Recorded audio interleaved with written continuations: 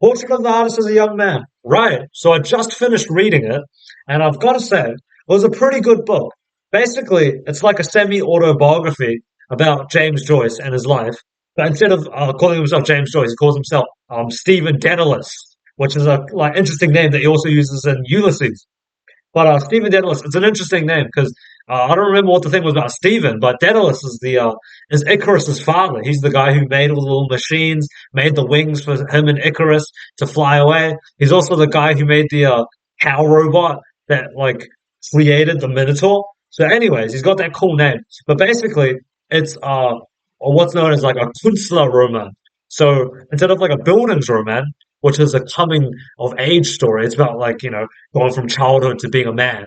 Instead of that, it's a Künstlerroman, which is like a Bildungsroman, but for artists specifically.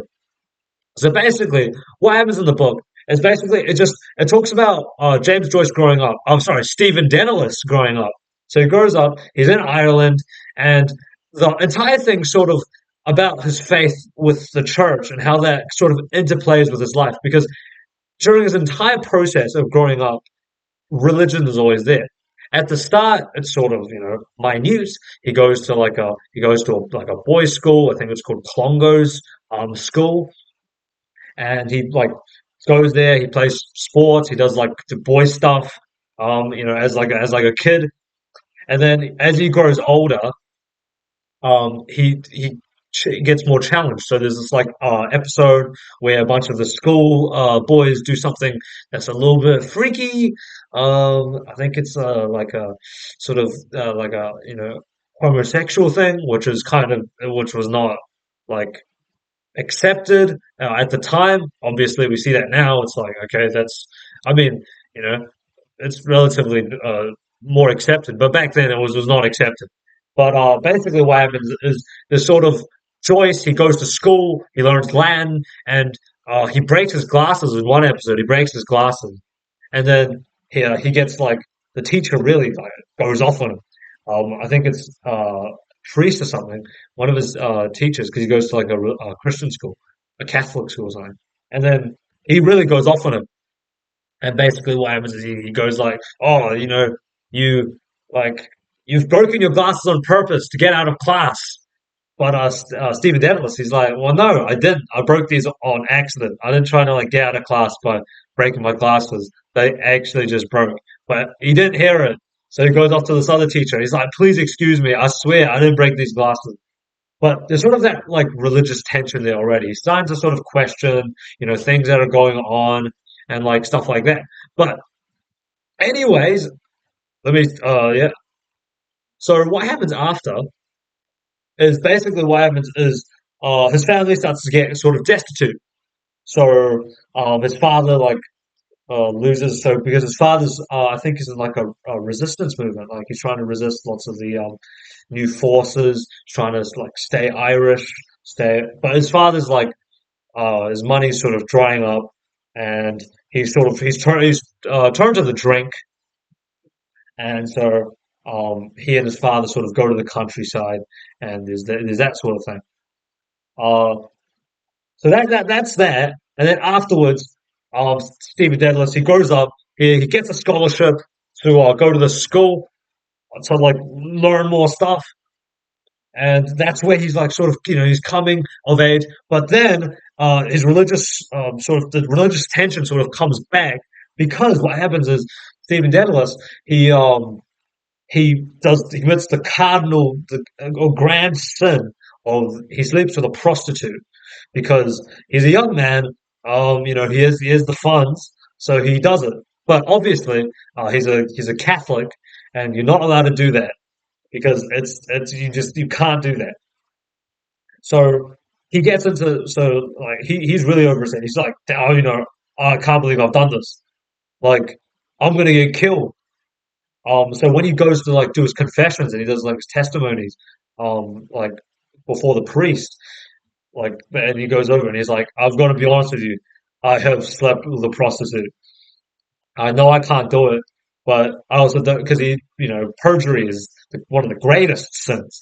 Lying before a priest during confession, you can't do that. So he tells the truth. He's like, okay, I'll sleep with a prostitute. You know what's going to happen? And the priest sort of says, sort of dismisses him. He's like, well, okay, are you going to do it again?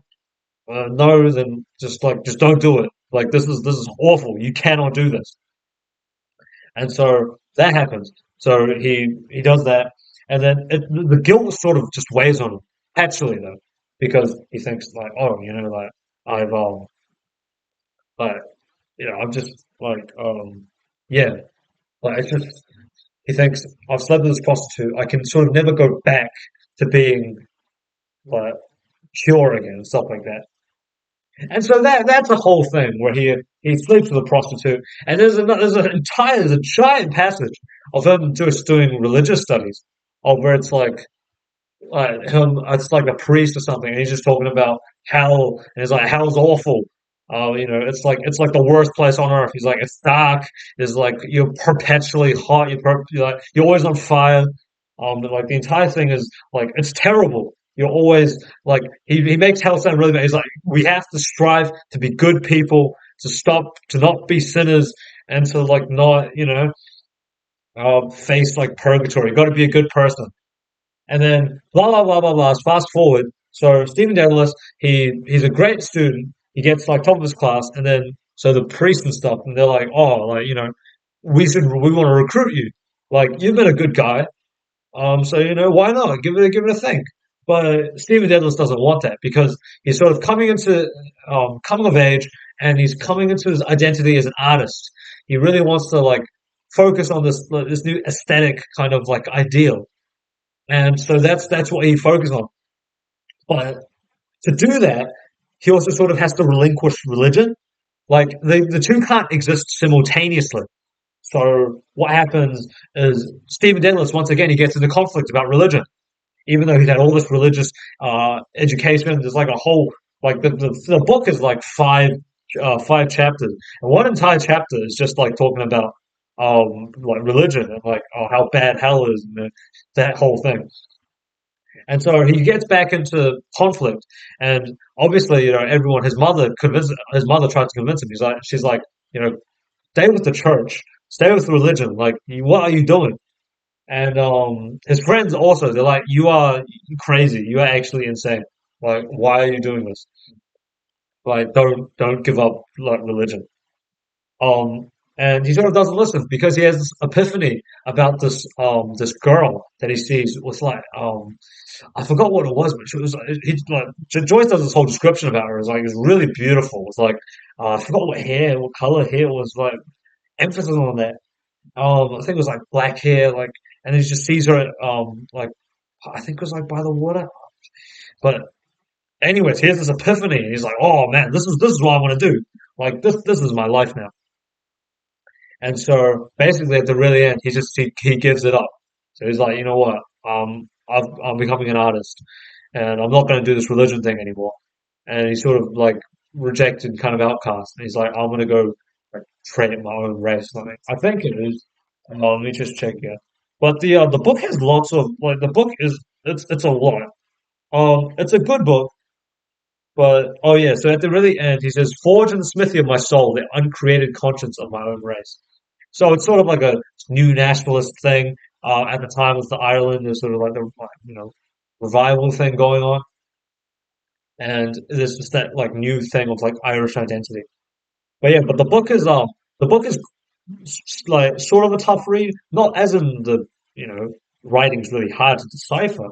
It's just that there's so much words that are like sort of relegated and restricted to this like Irish kind of like audience. And there's also lots of Latin in the book. So if you don't know Latin, it's kind of like tough read because every few pages they say something in Latin, and you've got to flip back to the really back of the contents, or like look at the footnotes or whatever based on the edition you have, and you got to say, oh, that means that, that means that. The same with lots of the other diction, where it's like specifically Irish diction, Irish place names, and as someone who is not living in Ireland, has never been to Ireland, it can be quite tough to decipher. So lots of the time you're just checking the footnotes, every few things like, oh, okay, that means that, means that. But overall, it's a pretty good book. Would I read it again? Maybe. Um, It's certainly different to a lot of the other stuff I've read, and then lots of the other stuff that's on the channel. But if I were to say, I'd probably give it maybe like a 7 out of 10. 7 out of 10. I understand there's lots of people who really like the book. Lots of people, big James Joyce fans out there, and they're gonna maybe give me lots of crap. Although they're probably not gonna watch this video anyways, because um, but it's yeah. But anyways, I'm not gonna like downplay. I'm not gonna belittle myself. But yeah, that's my review of the book. It's a good book. If you like James Joyce, if you like Irish stuff, it's just yeah, definitely give it a look. And if you've got the time, maybe subscribe to the channel. But yeah, that's it.